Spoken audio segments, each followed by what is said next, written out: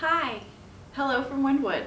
My name is Meredith Ridenauer and I am better known as Jackson and Lincoln's mom. And I am so excited to be with you today reading. And we are going to read The Girl No One Wanted.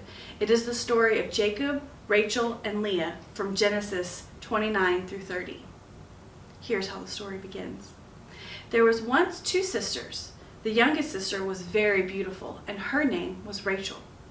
But the oldest sister wasn't beautiful at all.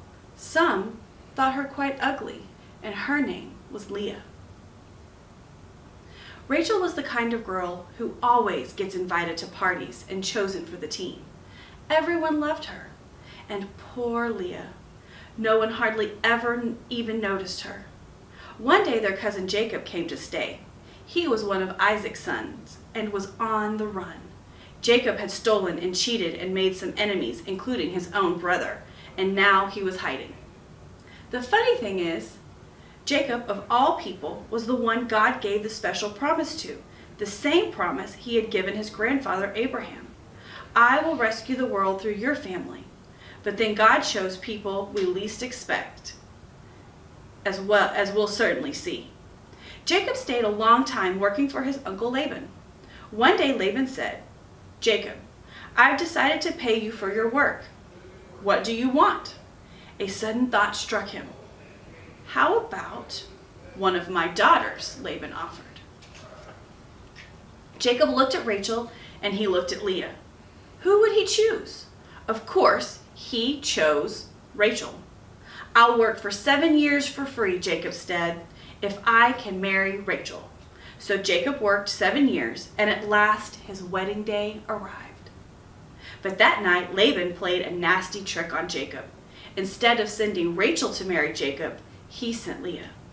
Now in those days, they didn't have electricity, so it was dark in their tents. And besides, women wore veils, and you couldn't see their faces properly. So Jacob suspected nothing. The next morning, Jacob woke up, and he screamed, his new wife laying beside him. But this new wife wasn't Rachel. It was Leah. Jacob jumped out of bed. "Laban," he cried, "you scoundrel!" But Laban said, "Work for me for another 7 years, and then you can marry Rachel." So Jacob worked for Laban another 7 years, and at last Rachel became his wife. Now Jacob had 2 wives. But one of his wives, Jacob loved Rachel the best. "No one loves me," Leah said. "I'm too ugly."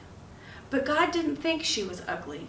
And when he saw that Leah was not loved and that no one wanted her, God chose her, to love her specially, to give her a very important job.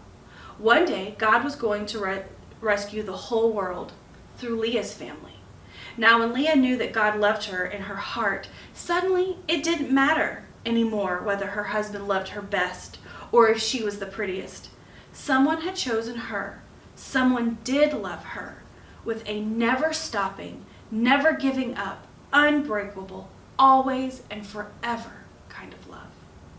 So when Leah had a baby boy, she called him Judah, which meant, "This time I will praise the Lord." And that's just what she did. And you'll never guess what job God gave Leah. You see, when God looked at Leah, he saw a princess. And sure enough, that's exactly what she became. One of Leah's children's children would be a prince, the Prince of Heaven, God's only son. The prince would love God's people. They wouldn't need to be beautiful for him to love. He would love them with all his heart. And they would be beautiful because he loved them, just like Leah. Thank you for joining us. I hope you enjoyed the story. Will you pray with me? Our Father, who art in heaven, hallowed be thy name. Thy kingdom come, thy will be done, on earth as it is in heaven. Give us this day our daily bread, and forgive us our debts as we forgive our debtors. And lead us not into temptation, but deliver us from evil. For thine is the kingdom, the power, and the glory forever. Amen.